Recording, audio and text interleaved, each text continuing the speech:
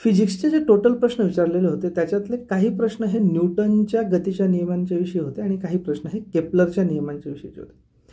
आता न्यूटनच्या गतिविषयक नियमांची जी करेक्ट उत्तरं आहेत ही जवळपास 70% मुलांनी करेक्ट दिलेली आहेत. पण माझं म्हणणं आहे की 30% मुलांची सुद्धा का चुकावीत. न्यूटनचे गतिविषयक 3 नियम हे पाठच असले पाहिजे. There is no option. म्हणजे आपण 8वी 7वी 8वी 9वीला शिकलेलो आहोत. त्याच्यामुळे आपण आर्ट्सला असो सायन्सला असो कॉमर्सला असो आपल्याला हे माहितीच पाहिजे. त्यामुळे एकदा मी रिपीट करतो, न्यूटनचे गतिविषयक जे 3 नियम आहेत त्याच्यातला 3रा नियम आपल्याला सगळ्यांना माहीत असतो की प्रत्येक क्रियाबलासाठी तेवढंच प्रतिक्रियाबल असतं आणि ते वेगवेगळ्या वस्तूंवर विरुद्ध बाजूने काम करतं. ओके, तो हा गतीचा न्यूटनचा 3रा नियम. ओके, म्हणजे आपण जर बॉल फेकला भिंतीवर तर तो परत आदळून आपल्याकडे येतो, कारण बॉल त्या भिंतीवर जेवढं क्रियाबल प्रयुक्त करतं तेवढंच प्रतिक्रियाबल म्हणजे रिॲक्शन फोर्स.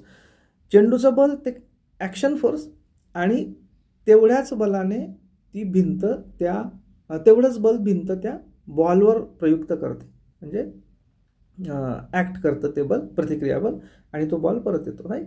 सो हा न्यूटनचा गतिविषयक 3रा नियम हा सगळ्यांना माहीत पाहिजे.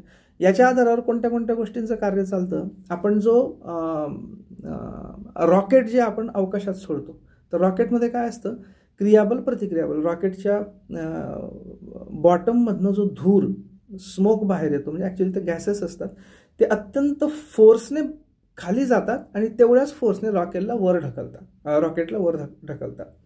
आणि याच पद्धतीने जिथे जिथे अशा पद्धतीने क्रियाबल प्रतिक्रियाबल असतं तिथे हा न्यूटनचा गतिविषयक 3रा नियम असतो. ओके, तर 3रा नियम तर सगळ्यांना पाठ असला पाहिजे, क्रियाबल प्रतिक्रियाबल. पहिला आणि दुसरा लक्षात ठेवायचा.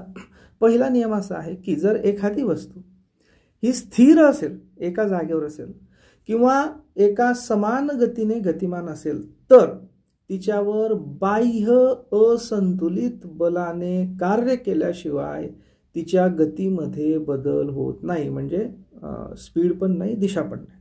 म्हणजे ती स्थिर वस्तू असेल तर ती स्थिरच राहते, एक समान गतीने जात असेल तर त्या एक समान गतीमध्येच राहते. Unless it is acted upon by external unbalanced force. बाह्य आणि असंतुलित दोन्ही शब्द महत्वाचे. बाह्य म्हणजे ते बाहेरचं बल असलं पाहिजे, त्या वस्तूच्या आतलं नको, इंटरनल नको, बाहेरून काहीतरी लावलेलं, आणि ते असंतुलित असलं पाहिजे. समजा ही वस्तू आहे आणि ही स्थिर आहे, हिला समजा मी माझ्या 2 बोटांनी हिच्यावर बल लावतो आहे, या बोटाने या दिशेला, या बोटाने या दिशेला, दोन्ही बोटांनी मी बल लावतो आहे, पण ते संतुलित बल आहे, एकमेकांच्या विरुद्ध दिशेला आहे आणि त्याच्यामुळे ते एकमेकांना बॅलन्स करतं, त्यामुळे हा पेन हलणार नाही. पण जेव्हा मी समजा एकच बोटाने याला असं ढकललं तर आता ही हलेल, कारण हे बाह्य बल आहे आणि असंतुलित आहे.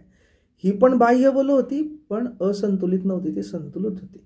हे बाह्य बल आहे आणि असंतुलित आहे, तेव्हा ते तिची दिशा बदलते, गती बदलते किंवा स्थिती बदलते. ओके, हा आहे न्यूटनचा गतिविषयक पहिला नियम.